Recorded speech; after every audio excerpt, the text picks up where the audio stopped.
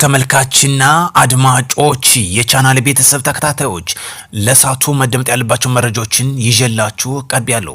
የአማራ ብሔራዊ ክልላዊ መንግስት መግለጫ አውጧን ጥሪም አስተላልፏን። እየተዋጋን ያለነው ከመንገድ ጠራጊው ከጽንፈኛው ጋር ብቻ ሳይሆን ከወያኔና ከሻቢያ ጋር መሆኑን ገልጿን። ይህን በተመለከተ በትንታኔ የማስደምጣችሁ ይሆናል። ህወሓት ወደ አርሚ 11 አርሚ 17 እና አርሚ 35 ተብለው የሚታወቁትን ወደ ወልቃይት እያስጠጋ መሆኑ ተመላክቷል። ይህን ጉዳዮች በትንታኔ የማስደምጣችሁ ይሆናል።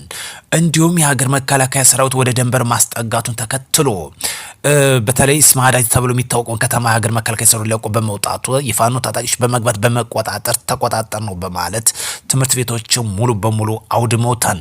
ይህን ጉዳዮችም እንዳስሳለን። እስከ ፕሮግራም ፍጻሜ ከኔ ጋር አብራችሁ ትዘልቁ ዘንድ በአክብሮት እንጠይቃለን። ሰላም ለሀገራችን ያድርግ። ወደ ዋናው ጉዳያችን ከማቅናታችን በፊት ስማዳ እንግዲህ የሀገር መከላከያ ሰራዊት ወደ ደንበር ለቆ መውጣቱ ይታወሳል። በዚህም ፋኖ እንግዲህ ጽንፍ ይዞ እየተንቀሳቀሰ ይገኛል። በዚህም ወደ ስማዳ ከተማ በማቅናት ትምህርት ቤቶችን በማውደም ተቆጣጥረናል በማለት እንግዲህ ፎቶ እየተመለከትን ነበር። ነገር ግን በእነዚህ 3 ዓመት ውስጥ ፋኖ አንድ ከተማ ተቆጣጥሮ ሲያስተዳድር አልተመለከትንም። ነገር ግን መከላከያ ሲወጣ እግር በእግር እየተከታተለ ፎቶ መልቀቁንም ተያይዞታል። ለዚህ ደግሞ በተለይ አማራ ብሔራዊ ክልላዊ መንግስት መግለጫ አውጧን።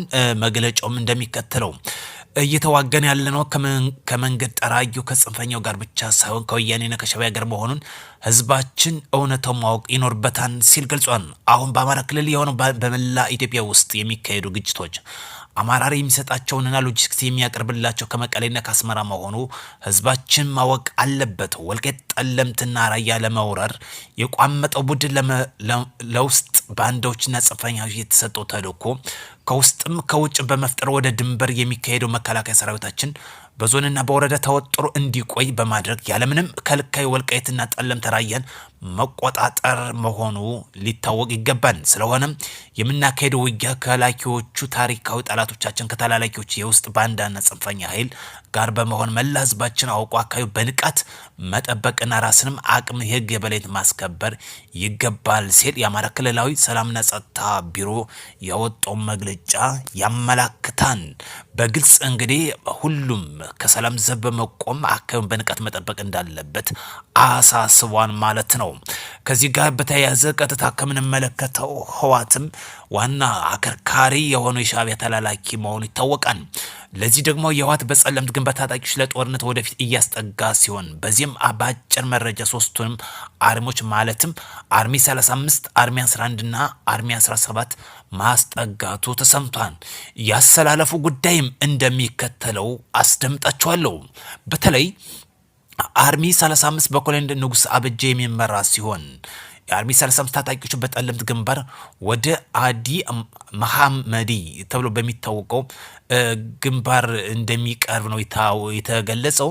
አርሚ 17 ደግሞ ደደቢት አካባቢ የሚገኝ አርሚ 17 የተወሰነ ታጣቂዎችን አርሚ 35 ታጣቂዎች ተደራራቢ በመሆን የአርሚ 35ን እገዛ እንደሚያደርገው ዋነኛነት የሚመራው ደግሞ በጀነራል ታደሰ ገብረ ማርያም እንደሆነ ነው የተገለጸው። አርሚ 11 ተብሎ የሚታወቀው ደግሞ አርሚ 17 እና አርሚ 35 እየለቀቁ የሚሄዱትን ቦታ ተከታታይ እየተከታተለ ከጀርባ ሆኖ እንደሚቆጣጠርና እገዛ እንደሚያደርግ ያሰላለፉን በዋነኛነት እየወጣ ያለው መረጃ ያመላክታል። ህወሓት ዛሬም እንቅልፉን አልተኛ ያለ። ለዚህ ነው እንግዲህ ፋኖ የህወሓት ታጋይ ነው በግልጽ የምንልበት ምክንያት።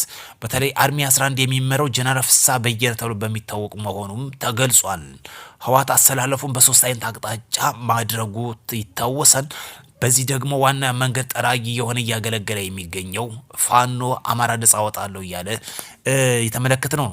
የሀገር መከላከያ ሰራዊትም እንግዲህ ወደ ደንበር ማቅናቱ ይታወሳል። በተለይ ስማዳ ተብሎ የሚታወቀው የሀገር መከላከያ ሰራዊት ለቆ ሲወጣ ፋኖች ገብተው እንግዲህ ተቆጣጠርነ ይላሉ።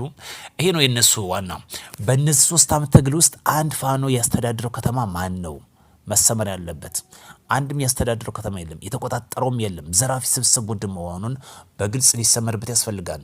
ለሀገራችን የሚበጀው ሰላምና ሰላም ብቻ ነው። አሻፈር ያለው ህግ ማስከበር ዘመቻውም ተጠናክሮ ይቀጥላል።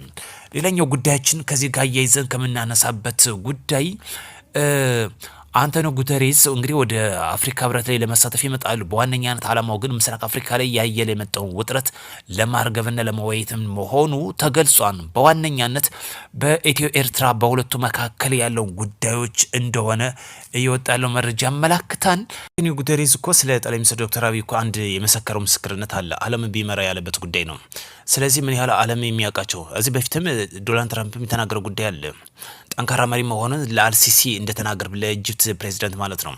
ስለዚህ እናንተ የብሔርተኞች ሸቀጠኞች ወይም ፖለቲከኛ ሸቀጠኞች በግልጽ መረዳት የሚያስፈልገው ዓለም የመሰከረለትን እናንተ በሰፈር ልታጣጥሉ አትሞክሩ የሚለው ጉዳይ ቢሰመርበት መልካም ነው እላለሁኝ። የሚያስፈልገው ለሀገራችን ሰላም ነው። አንድ የንግድ አውሮፕላን እንግዲህ ከሞቃዲሾ ተነስቶ በተለይ የህንድ ውቅያኖስ ዳርቻ ላይ መከስከሱ ተሰምቷል። በዚህም አንድም የሰው ህይወት አለማለፉ ነው የተገለጸው። ወደ 55 የሚደርሱ መንገደኞችን እንደያዘ በቴክኒካል ችግር እንግዲህ በህንድ ውቅያኖስ ሞቃዲሾ በመነሳት እንግዲህ ወዲያውኑ እዛው ጋር በባህሩ ዳርቻ ላይ መከስከሱና በሰው ህይወት ላይ አንዳችም አለመድረሱ ተገልጿል ማለት ነው። ለሀገራችን የሚያስፈልገው ሰላም ነው። ጽንፈኝነት ይውደም። እዚህ ጋር በዋነኛነት ካነሳናቸው ጉዳዮች የሀገር መከላከያ ሰራዊት በተለይ ጌዲዮን ጢሞቴዎስ ባነሳው ለኤርትራ አቻቸው ማለት ነው ባቀረብላቸው ውድቅ በማድረጋቸው ምክንያት የሀገር መከላከያ ሰራዊት ወደ ድንበር እየተጠጋ ነው። ይህን ደግሞ እንደ መልካም አጋጣሚ ፋኖ ስማዳ ላይ በመጠቀም ተቆጣጠን ብሎ ፎቶ ሰርተዋል። የሀገር መከላከያ ሰራዊት ለቆ ሲወጣ እኮ ይሄን ያደረጉት። ይሄ ወንዝ አያሻግርም። እዚህ ጋር ከምናነሳባቸው እርግጠኛ ሆኜ የምናገረው እርግጠኛ ሆኜ ይሄ መንግስት ባይኖር የመጀመሪያው ተፈናቃይና ተሰዳጅ የሚሆነው አማራ ክልል ነው። ሻቢያ ወደ ወልቃይት ታቀናለች፣ ወደ ትግራይ ህወሓት ወደ ወልቃይት ታቀናለች። ወልቃይት ያለውን አማራ ማፈናቀል ማሰደድና ከምድረ ገጽ ማጥፋት ነው። ለዚህ ደግሞ ዋና በር ወይም መንገድ ጠራጊ ሆኖ እያገለገለ ባሪያ ሆኖ እያገለገለ ያለው የአማራ ህልውና ጉዳይ እንታገላለን የሚሉት ፋኖች ናቸው። ለዚህ በሰከነ መንፈስ ብታንሰላስሉት ተጠቂው አማራ ነው። ለአማራ ህልውና ጉዳይ አሁን ያለው መንግስት እጅጉን ያስፈልጋል። ሰላም ለሀገር ያድርግ፣ ጽንፍ ይውደም። በሌላ መረጃ እስክንገናኝ መልካም ቀን ይሁንላችሁ።